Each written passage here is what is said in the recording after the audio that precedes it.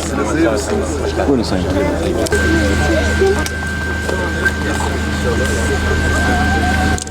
Oluyor ama hep öyle değil.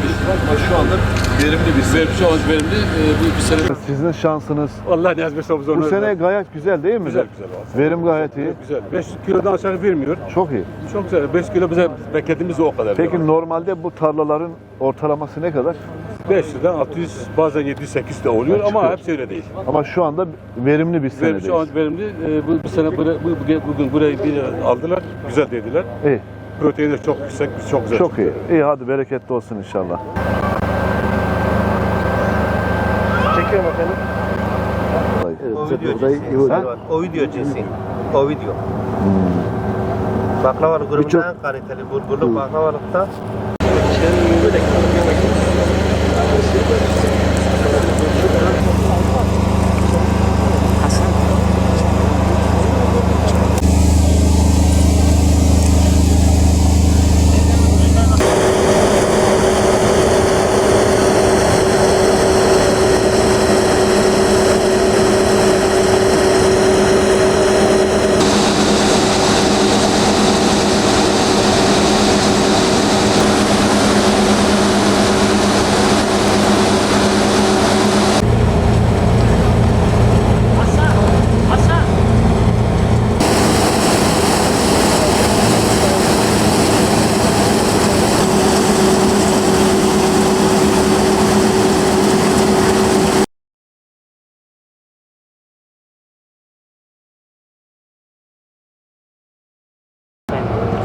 Evet değerli basın mensuplarımız, bugün Mardin ilimiz Kızıltepe ilçemiz Yayıklı mahallemizde çiftçilerimizin, üreticilerimizin hasat sevincine ortak olmak amacıyla buradayız.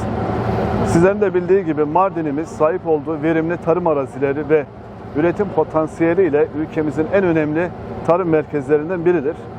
Dünyanın en iyi makarnalık buğdayının üretildiği Mezopotamya Ovası'nda elde edilen hububat üretim rakamları ilimizin tarımsal gücünü açıkça ortaya koymaktadır.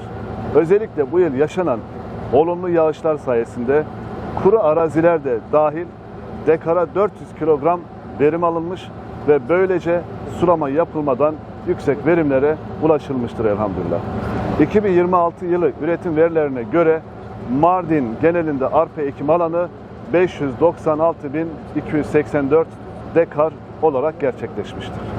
Dekar başına 388 kilogram verim elde edilmiş olup toplamda 231.817 ton arpa üretimi beklenmektedir. Buğday üretiminde ise ilimiz çok da yüksek bir performans sergilemiştir. Toplam 1.279.736 dekarlık alanda buğday ekimi gerçekleşmiş. Dekar başına 554 kilogram verim alınarak toplamda 709.511 ton üretim beklemekteyiz. Bu başarılı sonuçlar üreticilerimizin özverili çalışmaları, fedakarlıkları, ilimizin sahip olduğu doğal ve iklimsel avantajlar, modern tarım uygulamalarının etkin kullanımı ve kamu kurumlarımızın sağladığı desteklerin ortak bir ürünüdür, ortak bir başarısıdır. Tarımsal üretimde sürdürülebilirliği güçlendirmek, verimliliği daha da arttırmak ve çiftçilerimizin refah seviyesini yükseltmek amacıyla ilgili kurumlarımızla işbirliği içerisinde çalışmalarımızı kararlılıkla sürdürmeye devam edeceğiz.